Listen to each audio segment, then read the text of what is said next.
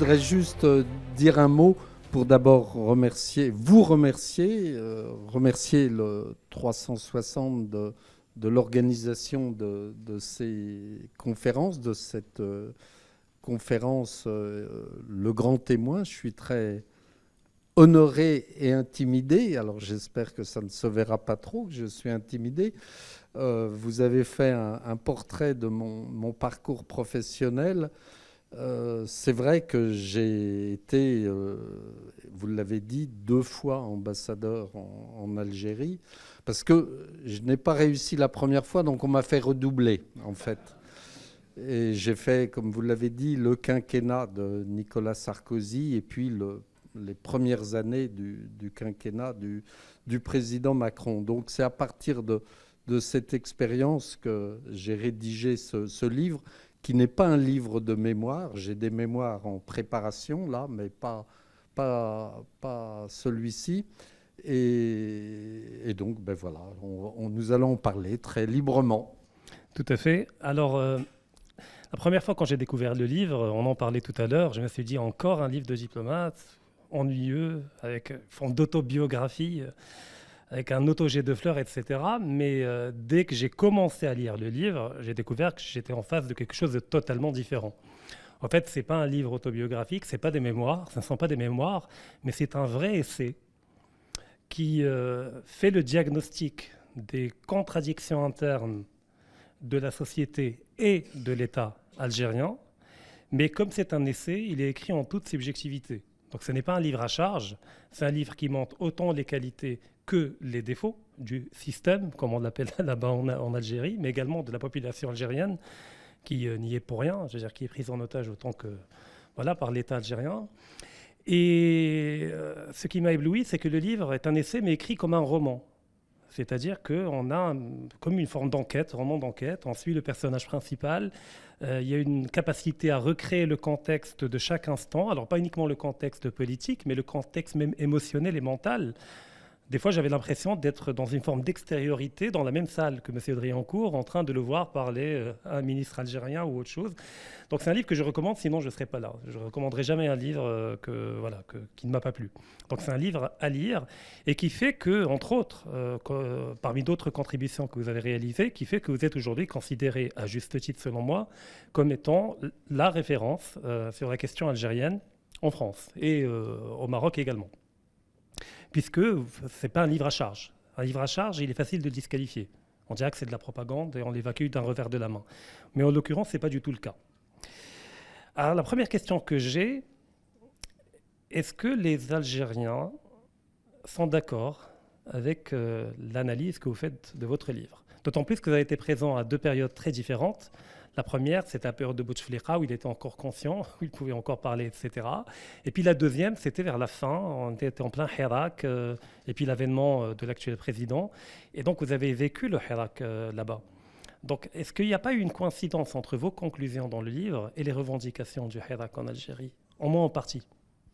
Oui, je crois que vous avez bien résumé les choses. Et ce que j'ai voulu faire, ce n'est pas effectivement des mémoires, mais j'ai voulu écrire une sorte de photographie, de tableau de l'Algérie actuelle, avec ses forces, ses faiblesses, ses contradictions, la complexité du système politique et la complexité et la difficulté de la relation avec la France.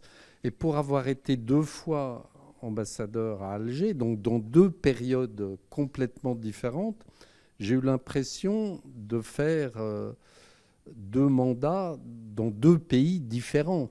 Parce que la deuxième fois, j'ai été le témoin du Hirak en 2019-2020, et j'ai vu combien la France est encore, 60 ans après l'indépendance de l'Algérie, au centre du jeu politique algérien.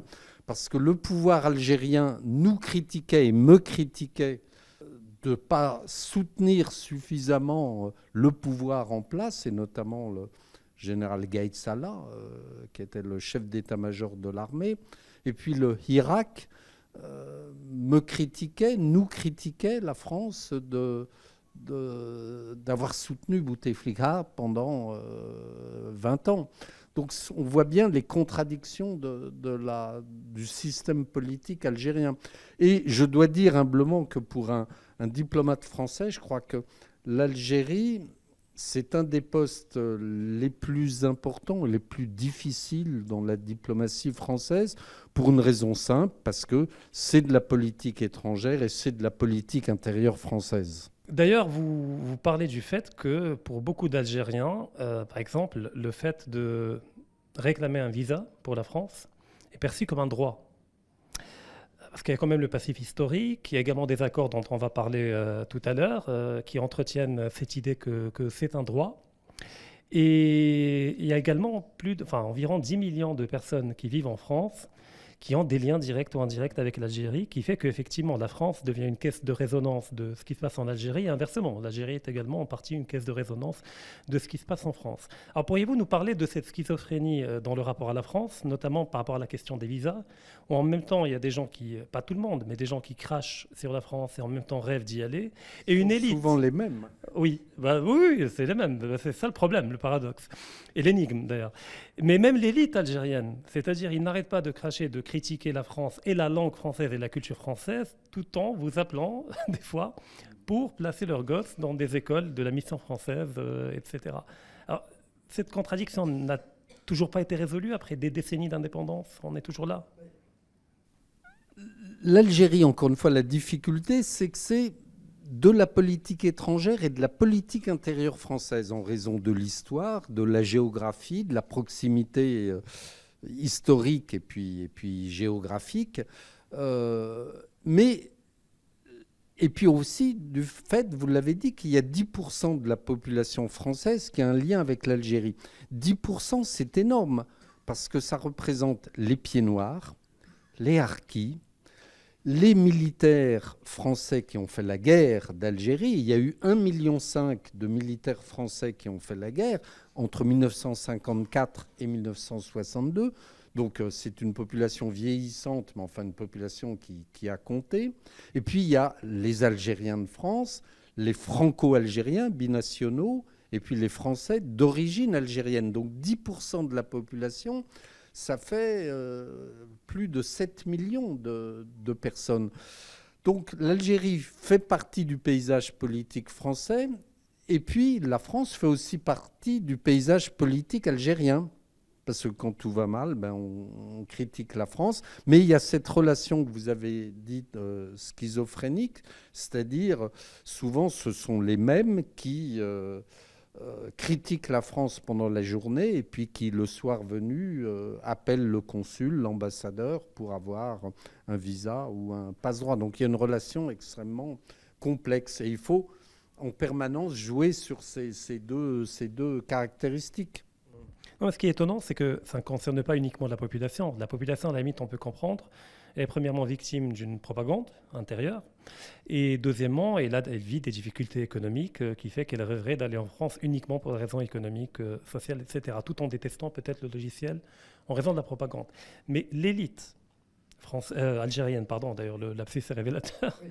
Parce que c'est une partie de l'élite française en quelque sorte, elle-même est dans ce paradigme-là, dans cette schizophrénie-là. Et d'ailleurs, lorsque la France a changé de positionnement et a décidé enfin de reconnaître la marocanité du Sahara, il y a eu des menaces qui ont émané du côté algérien, de sanctions vis-à-vis de la France.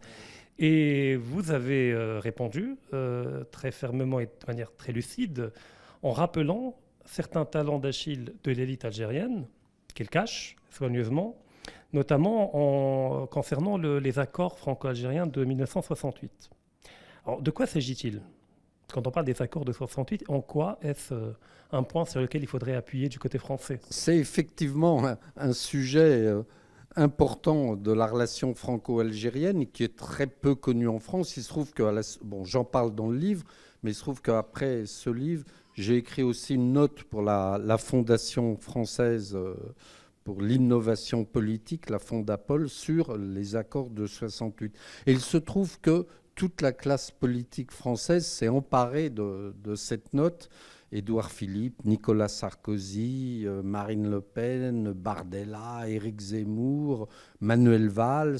Beaucoup de gens ont découvert un peu ces accords de 68. Comment les expliquer? C'est simple. Les accords d'Évian, en 1962, prévoyaient la libre circulation entre la France et l'Algérie. Ce ne sont pas les accords d'Évian eux-mêmes, mais une annexe des accords d'Évian. Il y a une phrase qui dit: pour circuler entre la France et l'Algérie, il suffira de produire une carte d'identité. Donc il n'y avait aucun passeport et évidemment aucun visa pour circuler entre la France et l'Algérie. Pourquoi? Parce que dans les discussions, dans les négociations des accords d'Évian, les négociateurs français pensaient que les pieds noirs resteraient en Algérie. Et dans les discussions des accords d'Évian, il y avait une question importante qui était le statut des Français qui resteraient en Algérie, le statut des anciens colons. Alors soit ils restaient français et à ce moment-là, ils n'avaient aucun droit en Algérie, soit ils pouvaient opter pour la nationalité algérienne et donc on pensait qu'il fallait leur permettre de circuler entre l'Algérie où ils vivaient et la France où ils étaient, où leur famille était. Et c'est pour cela que les accords d'Évian ne prévoyaient aucun titre de séjour, aucun passeport, aucun visa évidemment pour circuler entre la France et l'Algérie. Et puis en juillet 62, il y a eu le retour des pieds noirs en France et donc la liberté de circulation ne jouait que pour les Algériens. D'où la négociation de cet accord de 1968 qui ne rétablissent pas la liberté de circulation, mais qui, par ailleurs, donne un certain nombre d'avantages aux Algériens par rapport aux autres nationalités. Avantages pour l'installation en France, pour le regroupement familial, pour le rapprochement des conjoints, des enfants. Il y a toute une série d'exceptions qui n'existent pas pour les autres nationalités et qui fait que les Algériens ont un régime un peu avantageux par rapport à d'autres nationalités. Et c'est pour cela que quand cette note est parue et quand tous les politiques se sont emparés du sujet. Évidemment, les Algériens, la presse algérienne, les autorités algériennes ont rapidement critiqué la position française. Et le président Tebboune a dit la France a occupé l'Algérie 132 années, donc nous avons droit à 132 années de visa. Fallait pas chasser les Français dans ce cas-là. Ils sont tellement attachés. Alors, vous avez proposé, entre autres, également, alors, premièrement, de revoir les accords de 68, mais également de réduire drastiquement le nombre de visas octroyés, les deux allant de pair, en quelque sorte, s'inscrivent dans la même démarche. Est-ce que la finalité est de renvoyer l'Algérie à ses propres problématiques et contradictions, dans le sens où le canal offert par les accords de 68 et le régime plutôt favorable pour les visas permet à l'Algérie d'exporter son surplus de chômeurs qui n'arrivent pas à intégrer sur le marché du travail, à l'exporter vers la France, et que là, désormais, ils devront le gérer? Oui, il y a cet aspect des choses, mais je crois que ce qui est important, et ce que je souligne dans le livre, c'est plutôt la contradiction que vous avez rappelée, la contradiction de la part des élites algériennes qui consiste à critiquer abondamment la France, l'ancien colonisateur, le système politique français, que ce soit officiellement, que ce soit par l'intermédiaire du recteur de la mosquée de Paris, que ce soit par la presse algérienne, mais en même temps de demander un certain nombre d'avantages ou de vouloir garder un certain nombre d'avantages. Donc il y a un moment où il faut être à droite ou à gauche, quoi. On ne peut pas être entre deux chaises. Alors il y a un autre aspect très problématique. Parce que globalement, si on devait réduire les trois grands éléments qui déterminent le rapport entre la France et l'Algérie, il y a d'un côté la mémoire, la question de chantage mémoriel. Il y a deuxièmement la question des visas, qui est très sensible. Il y a la question également un peu triviale, mais de l'ardoise médicale. L'ardoise médicale de tous les dignitaires algériens qui vont se soigner là-bas, qui repartent en oubliant de payer systématiquement. Mais il y a un quatrième problème, c'est la question du passeport diplomatique. Alors normalement, Je vois que vous avez tout lu. Oui, c'est que normalement entre pays civilisés, le passeport diplomatique, on part de l'idée que l'autre partie va l'octroyer uniquement à des gens qui réellement vont utiliser dans une démarche diplomatique. D'ailleurs, vous-même, vous l'évoquez, vous avez rendu votre passeport diplomatique à la fin de votre mandat en tant qu'ambassadeur à Alger. Mais en Algérie, ce qu'on découvre avec vous, c'est que c'est devenu un instrument de cooptation de l'élite algérienne, un instrument pour fidéliser les clients de l'élite algérienne, et c'est un passeport qui est donné à tout le monde, enfin tout le monde au niveau de l'élite, c'est-à-dire les dignitaires, leurs épouses, leurs enfants, peut-être l'animal de compagnie, j'exagère à peine, mais c'est devenu quelque chose qui va à l'encontre, totalement à l'encontre de toutes les règles de la diplomatie mondiale, et la France ferme les yeux par rapport à cela. Et ça, vous proposez également de revoir cela. Je vois que vous suivez toute l'actualité et toutes mes contributions de très près. Parce qu'effectivement, il y a l'accord de 1968, donc du 27 décembre 1968, mais j'ai également souligné qu'il y avait un autre accord de 2007 qui a été signé entre M. Medelsi, l'ancien ministre des Affaires étrangères algérien, et Bernard Kouchner, qui était ministre des Affaires étrangères, qui est un simple échange de lettres sur l'exemption de visa pour les titulaires de passeports diplomatiques. Alors, vous l'avez rappelé, en France, comme dans beaucoup de pays, les passeports diplomatiques, ils sont donnés pour les diplomates, quelques ministres, pas tous les ministres, le ministre des Affaires étrangères, le Premier ministre, le président de l'Assemblée nationale, le président du Sénat, mais il y a... Donc voilà, c'est l'essentiel. Alors qu'en Algérie, les passeports diplomatiques font un peu partie d'un certain standing et sont délivrés aux politiques, à leurs familles, aux diplomates évidemment, mais à beaucoup, beaucoup de monde. Et donc, ça permet à ces catégories de personnes de venir en France sans visa. Et donc, ben voilà, j'ai dit que si on voulait envoyer un signal à l'Algérie, il fallait commencer par cela, par dénoncer cet accord. Alors, ça n'a pas plu, évidemment, aux Algériens. Ça, j'imagine. Mais y a-t-il pas un système de confirmation de ces visas diplomatiques du côté français? Est-ce qu'il n'y a pas un laxisme du côté français qui ferme les yeux sur ces pratiques algériennes d'octroi abusif Oui. Alors là, vous ouvrez une question plus générale qui est, pourquoi la France ferme-t-elle beaucoup les yeux sur les pratiques algériennes? Alors, je donne comme explication dans le livre, et je crois que c'est assez juste. Ce qui m'a frappé pendant les presque 8 années que j'ai passées en Algérie, c'est le fait, et j'ai vu passer, défiler beaucoup d'hommes politiques ou de femmes politiques, et j'ai été frappé par le fait que dans notre classe politique française, que vous connaissez tous évidemment, parce que vous suivez aussi l'actualité de l'autre côté de la Méditerranée, dans notre classe politique française, à gauche comme à droite de l'échiquier politique, il y a une certaine pusillanimité ou une certaine timidité dès qu'il s'agit de l'Algérie, parce qu'encore une fois, c'est de la politique intérieure française.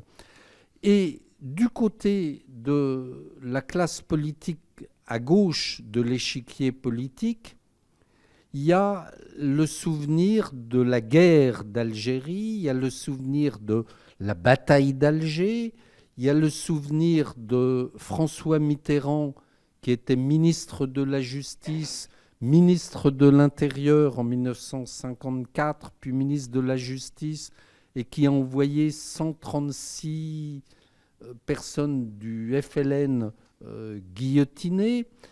Il y a eu ensuite les prises de position de François Mitterrand et de son gouvernement en 1991 vis-à-vis du fils et des islamistes, quand François Mitterrand avait dit qu'il ne fallait pas interrompre le processus électoral. Donc, du côté des politiques de gauche, Jacques Attali, Jean-Pierre Chevènement, le Parti socialiste, bon, je mets à part tous les nouveaux les nouvelles figures politiques de gauche, la France insoumise, Mélenchon, etc. Mais il y a une sorte de... Il y a des souvenirs de cette période et ces souvenirs constituent un petit peu des remords. Et du côté des politiques de droite, mais c'est un peu le même phénomène. Il y a le souvenir du général de Gaulle, du «Je vous ai compris» en 1958, et surtout du retour des pieds noirs et des harkis, du rapatriement des pieds noirs et des harkis en 1962. Donc il y a aussi des souvenirs et des remords. Et donc les politiques de droite comme de gauche ont quelque chose à se faire pardonner, si je peux résumer brutalement. Et donc sont assez timides vis-à-vis du pouvoir algérien, sont pusillanimes et manquent de lucidité. J'emploie cette formule, il y a un manque de lucidité vis-à-vis de l'Algérie, ce qui explique ce que vous venez de dire, c'est-à-dire qu'on est toujours très en retrait et on n'ose pas avec l'Algérie ce qu'on ose avec d'autres pays. D'autant plus qu'il y a eu d'autres traumatismes dans l'histoire de la France, notamment la guerre d'Indochine, mais je ne vois pas les Vietnamiens entretenir une rente mémorielle. Exactement. Donc c'est également une politique algérienne. Ce n'est pas une douleur algérienne qui s'exprime, mais c'est une politique rationnelle d'instrumentaliser l'émotion d'autrui pour obtenir des gains politiques en échange. Et de l'autre côté, il y a une incompréhension totale de cela et de comment fonctionne l'État algérien. Parce que ce que vous expliquez dans le livre, c'est que cette élite-là ne comprend que la force, que le rapport de force. C'est-à-dire et d'ailleurs, vous en avez parlé dans le livre en détail. Donc, à quel moment faudra-t-il attendre une rupture générationnelle au niveau de l'élite française pour qu'on ait enfin des politiques à la tête de la France qui n'ont pas vécu la guerre d'Algérie et donc qui ne sont pas des proies? C'est le cas avec le président de la République actuelle. Il n'a pas vécu la guerre d'Algérie. Donc, comment expliquer que ça marche quand même? Comment expliquer? Je pense que c'est encore une fois une question de changement de paradigme, de changement d'état d'esprit du côté de notre classe politique. Le président Macron lui-même, il y a 2 ans, c'était en septembre 2021, dans une interview au journal Le Monde, il a eu des mots extrêmement durs, bien plus durs que les vôtres ou que les miens, vis-à-vis de l'Algérie. C'est lui qui a parlé de la rente mémorielle, c'est lui, Emmanuel Macron, qui a parlé de la falsification de l'histoire par l'Algérie, de l'instrumentalisation de l'histoire par un système politico-militaire. Donc c'est lui qui a dit cela. Mais quelques mois après, il est allé à Alger pour embrasser le président Tebboune. Donc, ce que je reproche au gouvernement français, c'est de ne pas avoir de ligne directrice claire vis-à-vis de notre politique au Maghreb et en Algérie. Là, quand même, il y a un arbitrage et un choix qui a été fait. Je veux dire, en reconnaissant la Maroc était du Sahara, la France commence à tracer les lignes d'une diplomatie cohérente et qui sait où elle va vis-à-vis du Maghreb, plutôt que d'être dans l'entre-deux en permanence. Et de ce point de vue, alors pour revenir aux menaces algériennes vis-à-vis de la France, alors finalement, est-ce du bluff ou y a-t-il des risques d'escalade entre l'Algérie et la France? Ah, bon, l'avenir le dira. Mais vu tout ce que vous avez mis en avant, c'est-à-dire que la France dispose de leviers qui sont des bombes nucléaires contre l'Algérie. Si on enlève les visas, les passeports diplomatiques... La France dispose effectivement d'un certain nombre de leviers vis-à-vis de l'Algérie, mais la France ne les a pas utilisés.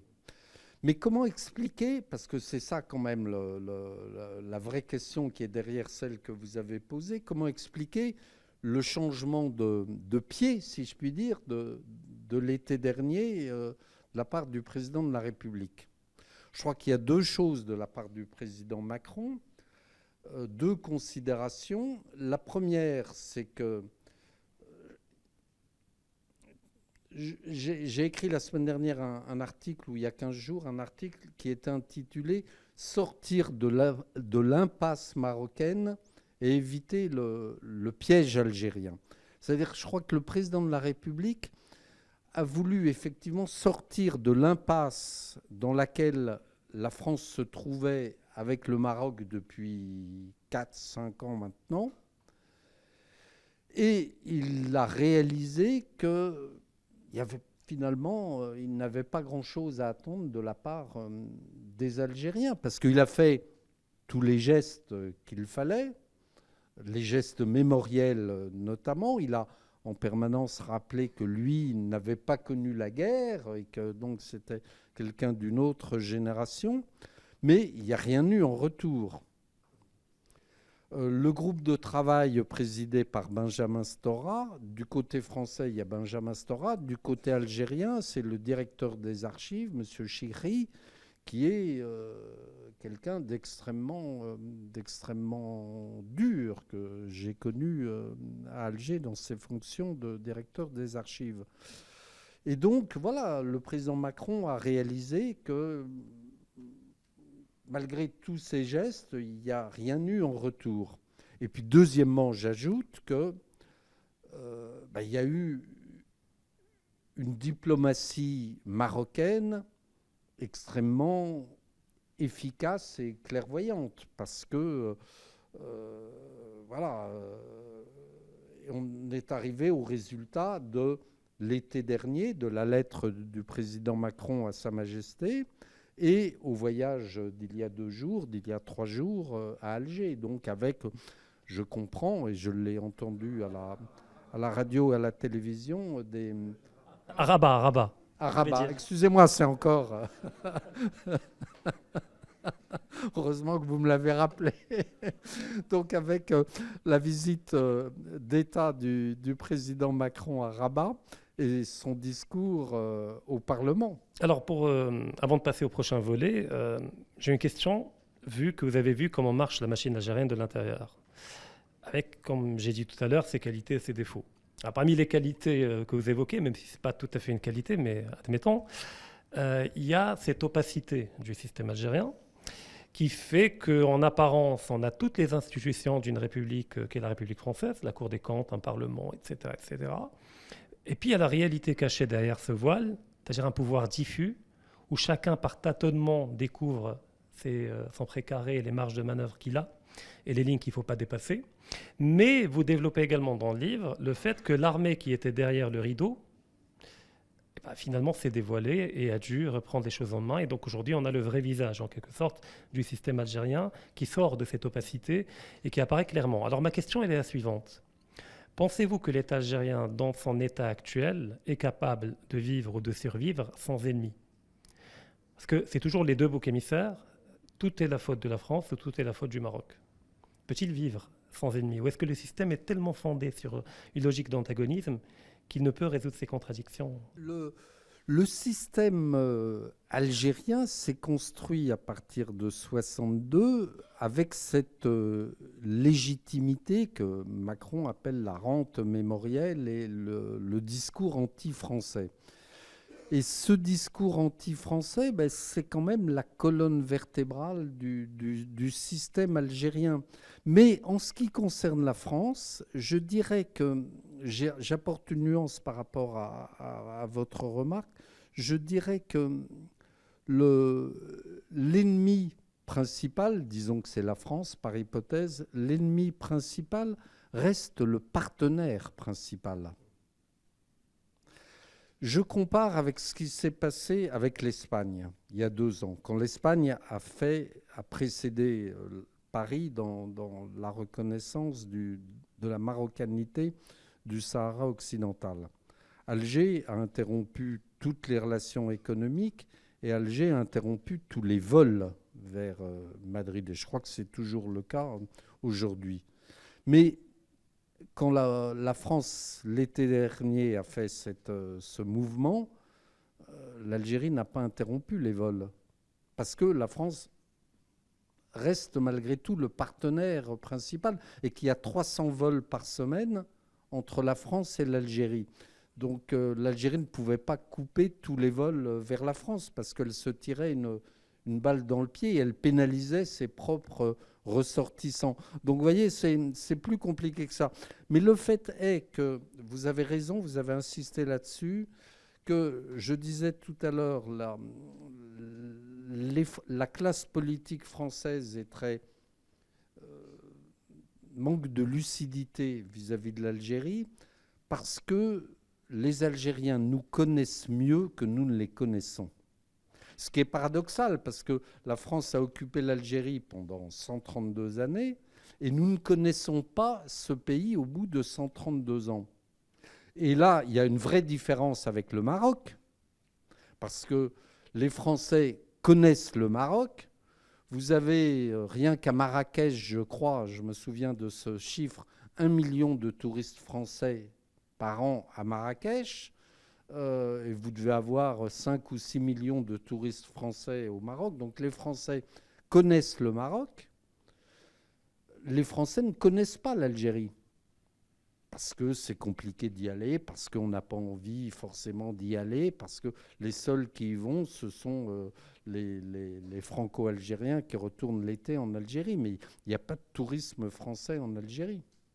Alors, lors d'un entretien très intéressant avec Alain Juillet, que j'apprécie énormément également, vous avez évoqué le fait que vous êtes tombé sur des archives, vous avez trouvé des archives en France, Oui. où vous avez découvert un échange entre Feu Sa Majesté le roi Hassan II et le général de Gaulle. Alors, j'aimerais que vous nous parliez de cette anecdote-là, mais également, est-ce que vous avez découvert autre chose dans ces archives-là qui pourrait concerner l'Algérie, le Maroc et le rapport avec la France?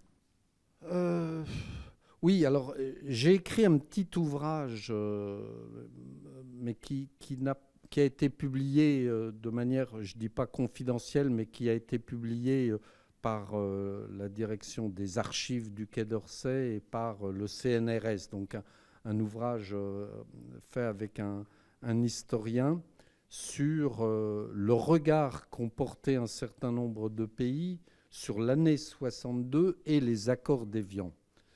Et mon collègue historien et diplomate a traité donc un certain nombre de pays, notamment les pays dits de l'Est à l'époque, ou les pays non alignés, pour voir à travers les archives du Quai d'Orsay comment nos ambassadeurs dans ces pays-là, la Yougoslavie, l'URSS, l'Inde, l'Indonésie, qui étaient les pays donc non alignés ou les pays du bloc soviétique. Et moi, j'ai traité le Maroc, la Tunisie et les pays du marché commun de l'Union européenne. Donc, à partir des archives diplomatiques, des archives du Quai d'Orsay, et je dois dire que le morceau, si je puis dire, le plus intéressant concernait effectivement les archives concernant l'ambassade de France à Rabat. Et il y a 12 grosses boîtes de documents concernant toute la correspondance entre l'ambassadeur de France à Rabat et le Quai d'Orsay, qui commentait entre 1954 et 1962 toute la problématique de la guerre d'Algérie vue depuis Rabat, à travers ces conversations avec le roi Mohamed V, puis le roi Hassan II, et qui donnait son propre commentaire.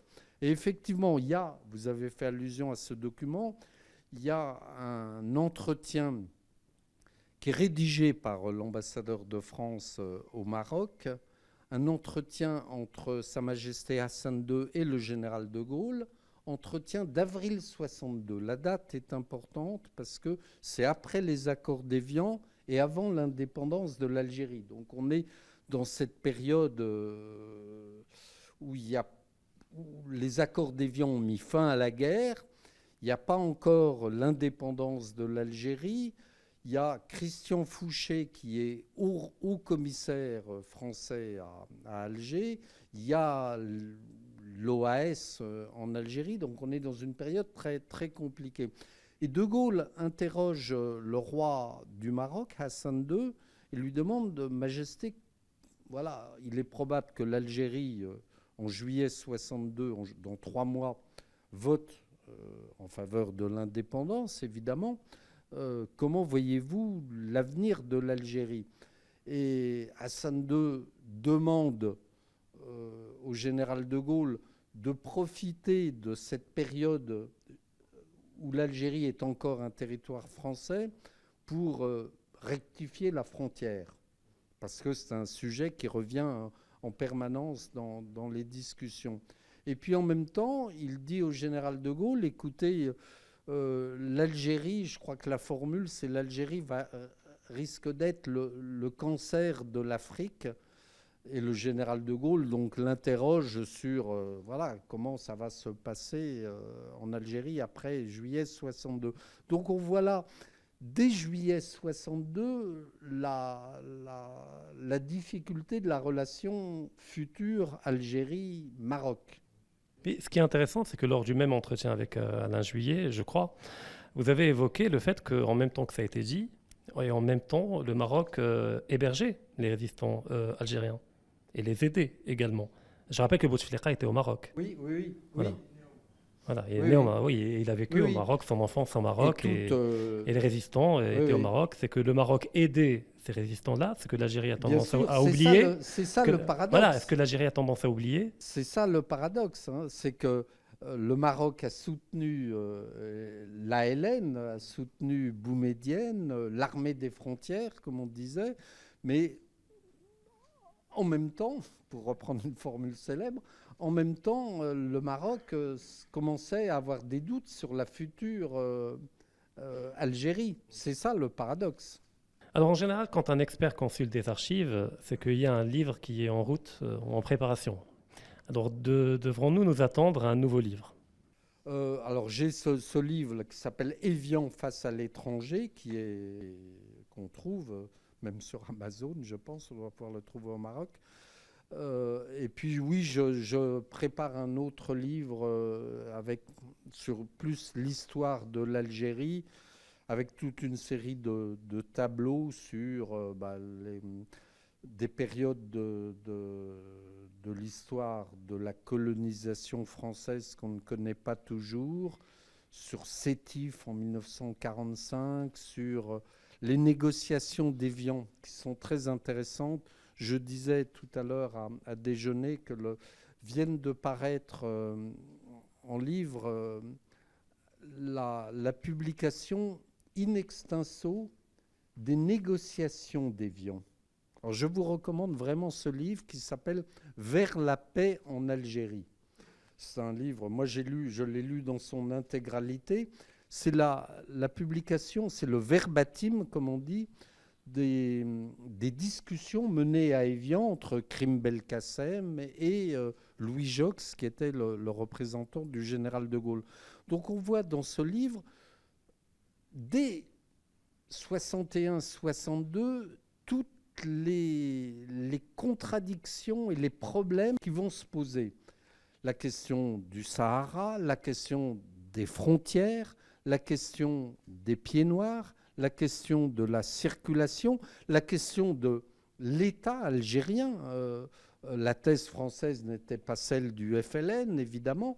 Donc, je recommande vraiment ce livre qui est absolument passionnant, rude à lire, parce que ce sont c'est les pris en sténo, les notes qui ont été prises pendant les discussions et les négociations d'Évian.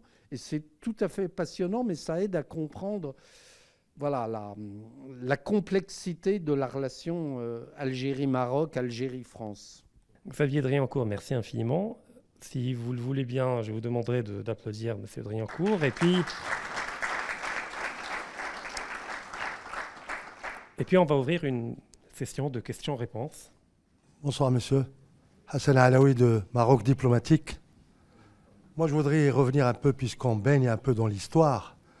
Il y a un problème que j'aimerais bien j'aurais aimé que vous évoquiez, c'est celui du fameux, j'allais dire, de la fameuse OCRC. OCRS, pardon. Et donc, cette organisation que le général de Gaulle avait plus ou moins créée dans les années 58 et tout, pour regrouper tous ces territoires qui sont évidemment l'Est marocain et puis évidemment l'Algérie, plus tout cet ensemble, si vous voulez, une globalité de population sahraoui, dont les Touaregs, entre autres, l'Azawad et tout ça. Aujourd'hui, ils sont évidemment d'actualité. Pourquoi ? Parce qu'il y a la question du référendum, de l'autodétermination, tous ces concepts que vous connaissez, qui sont aujourd'hui actuels, vivants même, parce que si à l'époque, le Maroc avait entériné cette organisation, parce qu'il était question d'intégrer aussi le Sahara marocain de l'Est, n'est-ce pas? Eh bien, on n'aurait pas aujourd'hui, on n'assisterait pas aujourd'hui à ce phénomène qui s'appelle évidemment le Sahara occidental, qui est une notion géographique tout simplement. Oui, alors je ne suis pas un spécialiste du Sahara, mais si vous reprenez le fil de l'histoire, et justement, je vous renvoie à ce livre sur les négociations d'Évian, vous voyez qu'au départ, la position française était claire. La position française consistait à dire qu'il n'y avait pas d'Algérie avant 1830. Le Maroc était un État indépendant et n'a jamais été colonisé par les Ottomans. L'Algérie, ce n'était pas le cas, et la position française et des négociateurs d'Évian était de dire le Sahara, c'est nous qui l'avons pas, non pas trouvé, mais qui l'avons organisé et intégré aux différents départements d'Alger, d'Oran et de Constantine à partir du début du XXe siècle, quand il y a eu la Périne, quand il y a eu tous les militaires français qui ont découvert, conquis le Sahara. Donc au départ, la position des négociateurs français à Évian était de dire le Sahara, ça ne sera pas partie du futur État algérien. Et puis, il y a tout un débat, du reste, toujours, je vous renvoie à ce livre passionnant, il y a tout un débat entre Louis Joxe et Krim Belkacem sur l'entité que représentait le Sahara. Et la thèse algérienne, la thèse de Krim Belkacem était de dire mais vous vous trompez, les populations, etc., etc. Le Sahara a toujours été algérien. Donc il y avait une incompatibilité entre les deux thèses. Alors dans un deuxième temps, il y a eu l'idée de De Gaulle de créer cette organisation que vous avez rappelée, et là aussi rejet par un certain nombre de pays, dont le Maroc et évidemment par l'Algérie. Mais troisièmement, donc après, on a De Gaulle qui était pressé d'en finir à lâcher sur le Sahara.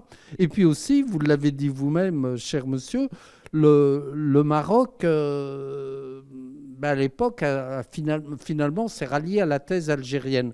Pourquoi ? Parce que justement, dans ces archives de l'ambassade à Rabat, la France, au départ, avait en tête de modifier au profit du Maroc la frontière avec l'Algérie. Et c'est le roi Mohamed V qui a refusé, parce qu'il y avait un accord Ferrat-Abbas de 61. Et donc le Maroc a pensé qu'il négocierait mieux avec l'Algérie indépendante qu'avec la France occupante. Jawad Kardoudi, président de l'IMRI, l'Institut marocain des relations internationales. L'Algérie a quand même rappelé son ambassadeur. Vous avez dit, bon, ils n'ont pas éliminé les vols, mais il y a ce rappel. Alors, quel avenir pensez-vous pour les relations franco-algériennes ? L'Algérie n'imaginait pas que les pays occidentaux, et notamment l'Espagne et surtout la France, allait changer de pied vis-à-vis du Sahara occidental. Et le changement français est particulièrement important parce que la France est membre permanent du Conseil de sécurité à l'ONU et a un effet d'entraînement en Europe. Donc voilà, je pense que l'Algérie considérait que c'était une hypothèse qui ne se produirait jamais. L'avenir des relations algéro-françaises, franco-algériennes, c'est très compliqué. Si vous m'interrogez, moi personnellement, je pense, et c'est un peu le reproche que j'ai fait dans le livre et dans différents articles, je trouve qu'il faut se tenir à une ligne diplomatique. Donc il ne faut pas faire en même temps. Le président Macron, depuis 2017, a fait ce que j'appelle le pari de l'Algérie. Dans le fond, Macron pense qu'il pouvait réussir avec l'Algérie là où ni De Gaulle, ni Mitterrand, ni Chirac n'avaient réussi. Il a fait le pari de l'Algérie et ce pari s'est transformé, comme je le dis, en piège algérien. Donc voilà, maintenant qu'il y a eu le changement de pied en faveur du Maroc, je pense qu'il faut se tenir à une ligne diplomatique et s'y maintenir, quoi. Il faut pas changer de cap. Donc, alors, le seul moment où il y a eu un équilibre entre l'Algérie et le Maroc, ça a été les deux septennats de Jacques Chirac, qui s'entendait très bien avec Bouteflika, qui est allé 3 fois en visite officielle en Algérie et qui s'entendait très bien avec le roi Hassan II et avec votre roi, Sa Majesté Mohamed VI. Donc ça a été le seul moment où il y a eu l'équilibre entre les deux pays du Maghreb. Alors voilà, aujourd'hui nous en sommes où nous en sommes. L'avenir dira combien de temps ça va durer. On voit que l'Algérie finalement n'a pas tellement réagi vis-à-vis de... Bon, elle a rappelé son ambassadeur, mais encore une fois, je le disais, les vols entre Paris et Alger n'ont pas été coupés. L'Algérie est aussi assez isolée sur le plan diplomatique aujourd'hui. Avec la Russie, ça va, ça vient, avec le Niger, avec le Mali, avec le Maroc. Donc, il y a une question de réalisme politique. Mais enfin, le système algérien est tel que, voilà. Et puis, le Irak, pourquoi est-ce que ça a échoué ? Alors, je crois qu'il y a eu le Covid, effectivement, mais le Covid n'a été qu'un épiphénomène. Le Irak a duré de février 2019 à mars 2020. Je crois que dès le départ, il y avait une contradiction profonde. C'est-à-dire, fallait-il changer les hommes ou fallait-il changer le système ?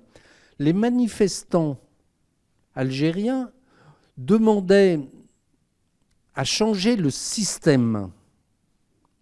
Et Gaïd Salah voulait changer les hommes et considérait qu'une fois qu'on avait changé les hommes, c'est-à-dire évacué Bouteflika, mis à la retraite Bouteflika, l'obligé à démissionner, tout le monde devait être content. Mais il ne voulait pas changer le système. Donc l'armée voulait changer les hommes pour maintenir le système, et les manifestants voulaient, eux, changer les hommes et changer le système. Donc il y avait une contradiction. Voilà les raisons, de mon point de vue. Monsieur l'ambassadeur, bonsoir. Redouane Alaoui, banquier. Vous avez parlé du passé, de l'histoire. Vous avez parlé également du présent. J'aimerais avoir votre éclairage sur le futur du système. C'est-à-dire, est-ce que vous pensez que c'est un système qui va s'arc-bouter sur sa forme actuelle et qui va finir par s'effondrer comme s'était effondré l'URSS, ou bien est-ce qu'il y a des chances de réforme pour qu'il se renforce ? Je suis assez pessimiste sur l'évolution de ce système. Je pense que c'est mon analyse personnelle, je pense qu'il durera. Pourquoi il durera ? Parce que, là aussi je le dis dans le livre, je rapporte un entretien avec le président algérien où il dit qu'en 2019, au moment du Irak, il y a eu 1 million de manifestants. Il y a eu 13 millions de manifestants en Algérie. 13 millions de manifestants, c'est énorme.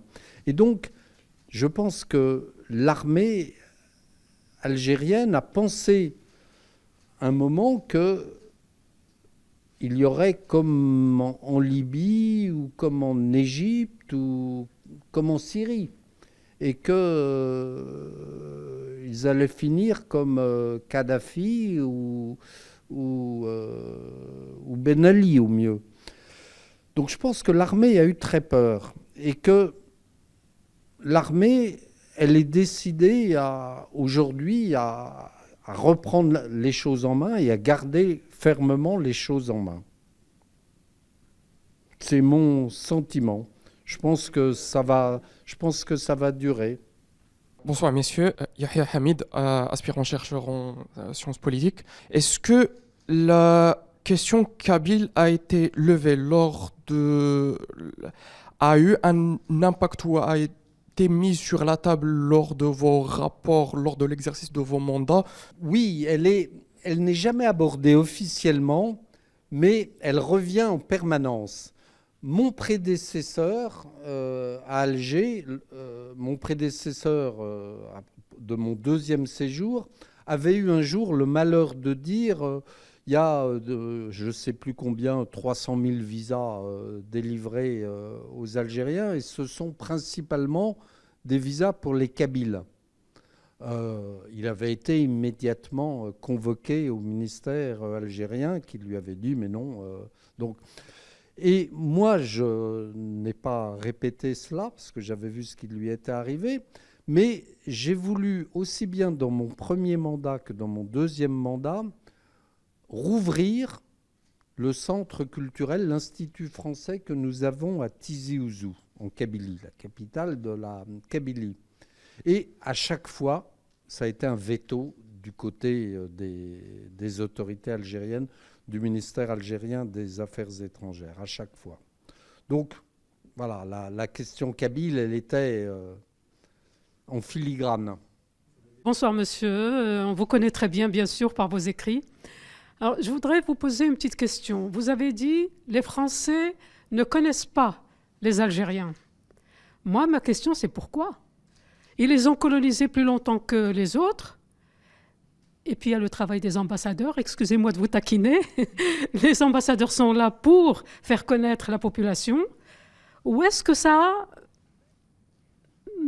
n'a pas marché? Où est-ce que ça a bloqué? Pourquoi est-ce qu'on ne connaît pas les Algériens de côté de la France? Et puis, une deuxième question, vous concernant, vous personnellement, vous avez été pendant 8 ans là-bas.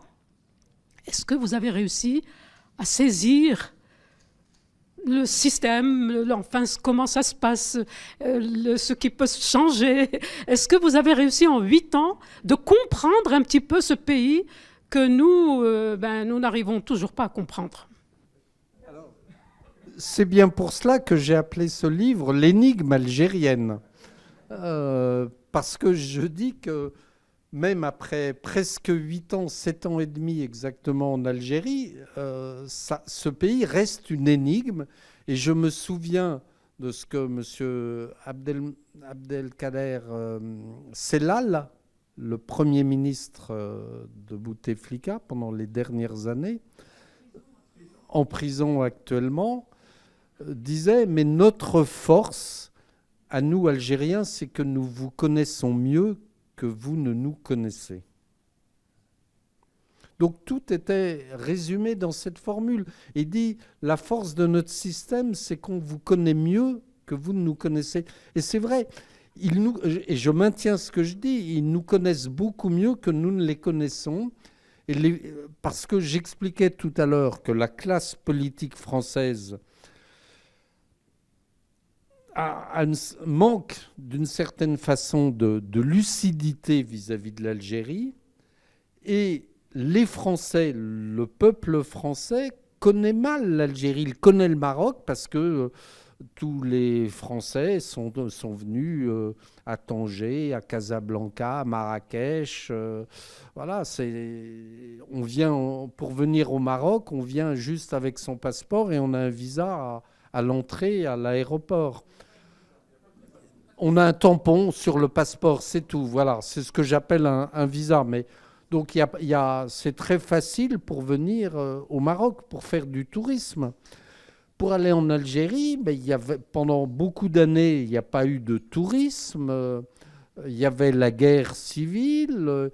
Les pieds noirs et toute une partie de la population française n'a pas voulu retourner en Algérie. Ensuite, il y a eu la guerre civile et ils sont relativement peu nombreux, les Français qui vont en Algérie pour du tourisme. Il y a quelques hommes d'affaires qui vont pour les affaires, mais l'Algérie reste une terra incognita pour beaucoup de Français, c'est la réalité. En tant qu'ancien diplomate, est-ce que vous pensez qu'un jour l'Algérie sera plus sage pour avoir des relations plus fraternelles avec son voisin, le Maroc? Nous vivons déjà 60 ans de relations difficiles. Merci. Mais, en tant qu'ancien diplomate et en tant que citoyen et en tant que Français, je le souhaite qu'il y ait des relations normalisées. Et je voudrais avoir un mot peut-être optimiste, alors que globalement, je suis assez pessimiste et de nature et dans le livre. Mais je voudrais avoir un mot optimiste en disant que moi, ce qui me frappe quand même en tant que diplomate français et citoyen, c'est de voir l'énorme richesse qu'il y a entre le Maroc et l'Algérie. Le Maroc et l'Algérie, ça devrait être la Californie de l'Afrique. J'emploie ce terme dans le livre. Ça devrait être la Californie de l'Afrique. Et le Maroc, l'Algérie et la Tunisie, ça devrait être, je vais plus loin, ça devrait être à l'Afrique ce que le Benelux, les Pays-Bas, la Belgique et le Luxembourg ont été au marché commun, puis à l'Union européenne. Ce sont les 3 pays du Benelux qui ont enclenché le mécanisme européen et fait le marché commun, puis l'Union européenne. Je trouve que le Maghreb uni, comme on dit, les 3 pays du Maghreb, devraient être à l'Afrique, au continent africain, ce que le Benelux a été pour l'Europe. Donc, vous voyez, j'essaye de terminer sur une note optimiste. Une dernière question, monsieur. Oui. Tariq Table 360. Ma question, c'est par rapport au Hirak. Est-ce qu'il y a une chance ou un risque, c'est selon, que ça reprenne, que ça se reproduise? Il y a des étincelles par-ci, par-là, de temps à autre. Mais est-ce qu'il y a des raisons de croire que... Je ne crois pas. Moi, je ne crois pas. Je l'ai dit tout à l'heure, je ne sais plus à qui. Je crois que non. Ça a eu lieu une fois. Ils ont, je crois, senti le vent du boulet, comme on dit, et que ça ne se reproduira pas. Xavier Triancourt, merci infiniment. C'est très plaisant. Merci également à tout le monde.